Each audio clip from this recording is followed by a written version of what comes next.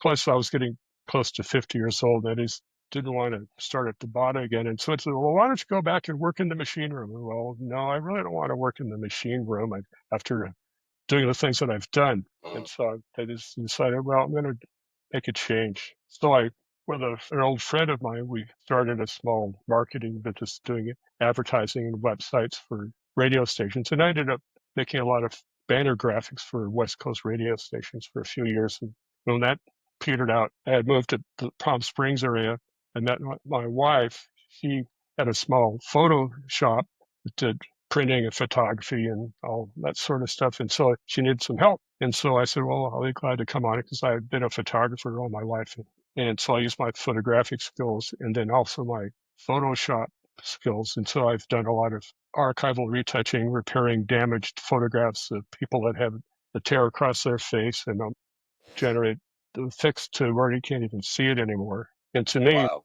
the retouching is the hardest kind of artwork because you can't do what you want to do. You have to match what somebody else has done and do it seamlessly. And so it's It's tricky. almost like the video editing equivalent of plastic surgery, if I'm hearing it right, where you've got to like create something out of whole cloth to repair something that exists, not Right. something that you're building onto.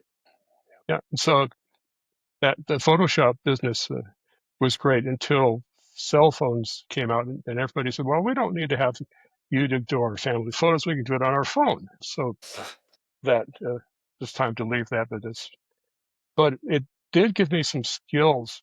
I participated in the Chamber of Commerce where we lived. It was this outfit called Business Networking International, and it's a marketing forum for businesses to get to know each other and help each other with referrals. And as part of that, they also taught you how to do public speaking. So up to that point, I'd been terribly shy, and the thought of leading a group of 100 people in a presentation was like the farthest thing from my mind. Well, I got so I could do that because with the support of BNI, the people there were great.